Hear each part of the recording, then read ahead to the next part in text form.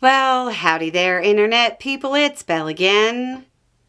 So today, we're going to talk about Democrats kicking off the midterm season.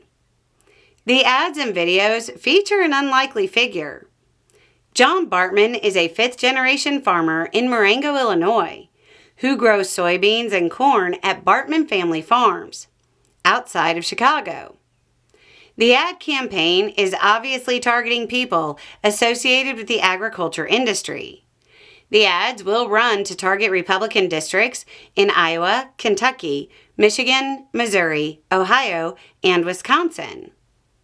There was a DNC call on Tuesday to talk about some of the issues facing rural America.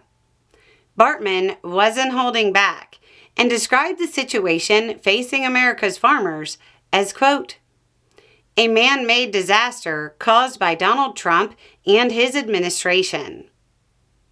Caleb Ragland, who is a farmer and the president of the American Soybean Association, released a statement in September saying, quote, U.S. soybean prices are falling, harvest is underway, and farmers read headlines not about securing a trade agreement with China, but that the U.S. government is extending $20 billion in economic support to Argentina, while that country drops its soybean export taxes to sell 20 shiploads of Argentine soybeans to China in just 2 days.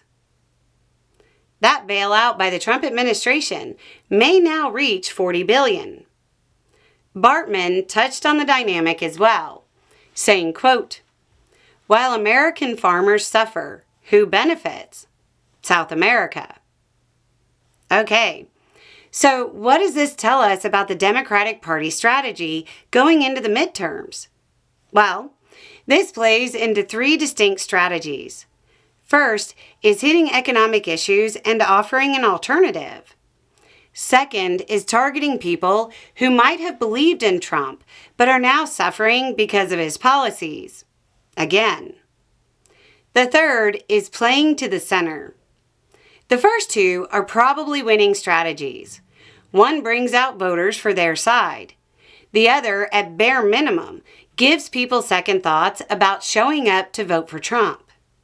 The third? One of the reasons Trump was successful at convincing people he was on their side, despite all evidence, was because he offered a perceived alternative to the status quo that existed pre-Trump.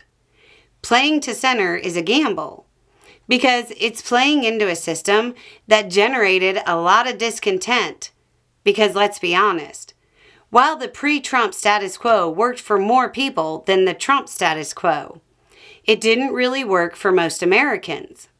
Frankly, playing to center is playing not to lose, rather than playing to win.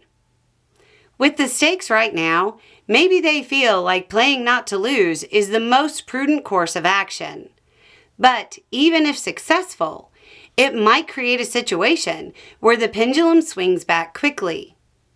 Even if this works in 2026, they're going to need something to vote for, not simply something to vote against in 2028. Anyway, it's just a thought. Y'all have a good day.